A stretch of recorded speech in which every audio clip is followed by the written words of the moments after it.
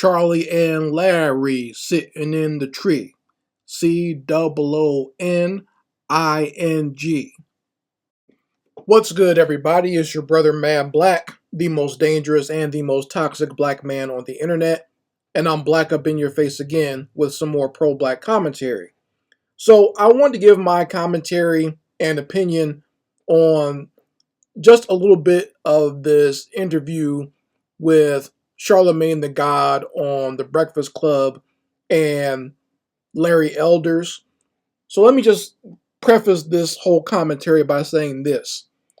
I don't like Charlemagne or Larry Elders. In fact, these two buffoons are basically two sides of the same coin. Two black bootlicks that are used by two different political parties and two different political philosophies to confuse black people and to buck dance for white folks. That's all they are, okay? Larry Elders and Charlemagne are no different, all right?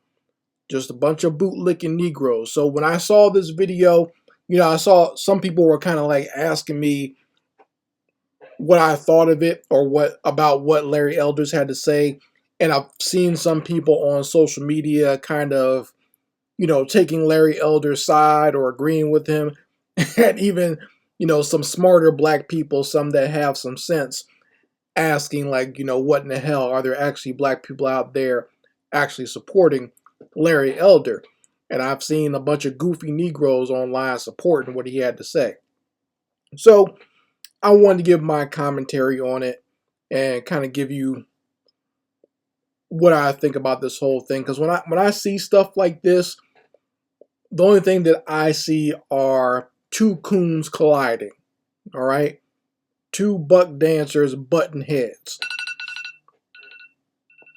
Sorry about that. My alarm went off. But yeah, when I see stuff like this, that's all I see is just a bunch of buffoons going back and forth with each other or battling it out with each other. All right?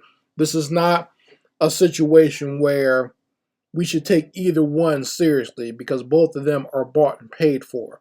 But we're going to take a listen to the commentary and the confrontation that Charlemagne had with Larry Elder. And it starts with Charlemagne asking Larry Elder, have you ever heard of a Negro wake-up call? And Larry Elder's going to lie and say he's never heard that. Now, I know good and damn well his old ass has heard of what a Negro wake-up call is. Okay? See, that's what I don't like about both black liberals and black conservatives. You guys are both very disingenuous.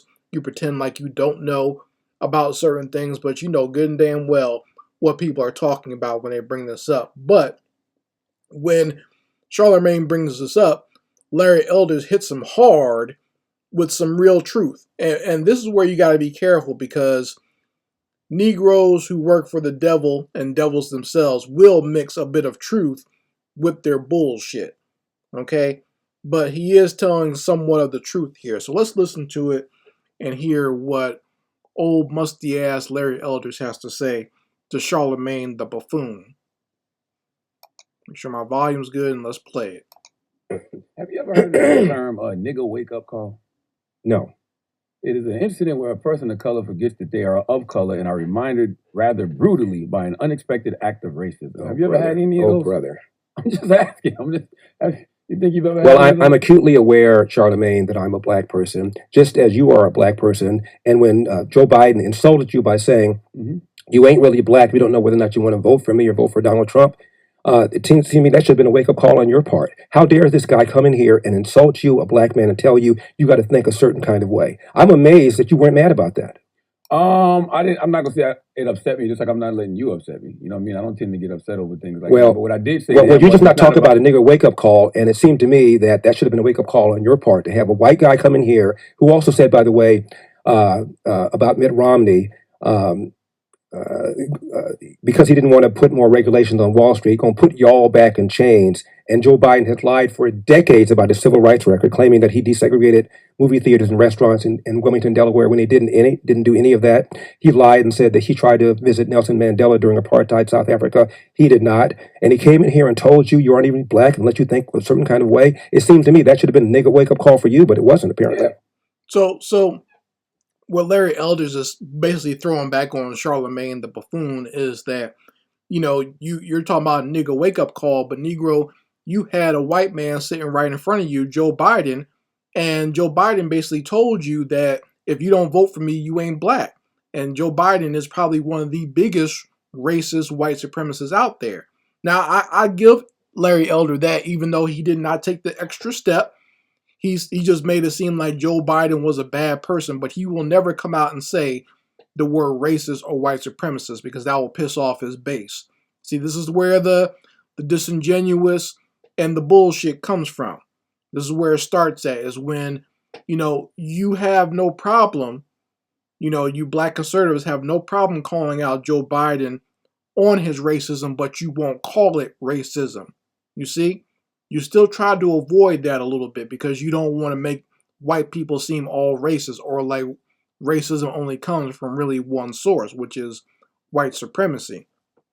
So you'll play these little games like this where it's okay to attack certain liberals for how they treat black people, but you'll never get at the source. And I've noticed people like Larry Elders and Candace Owens and some of these other big name conservatives, how they do that. And what's interesting is what they'll do is they'll always say that, they'll put it on black people, as like saying black people always blame white people for things and always blame the white man, this, that, and the third. But they basically do the same thing. They basically blame white people for everything. They go, but they just call it the liberals or the Democrats or the liberal press. Now, who runs that? It's not us. Black people don't run that. So who are you talking about? But they'll never come out and say that. And now, if I was to be leaning on the conservative side, I would just take it to that extra step and just acknowledge that it's white folks. And I would have no problem with them if they said that, but they won't do that because they still have white folks buttering their biscuits on their side. So they can't say that, right?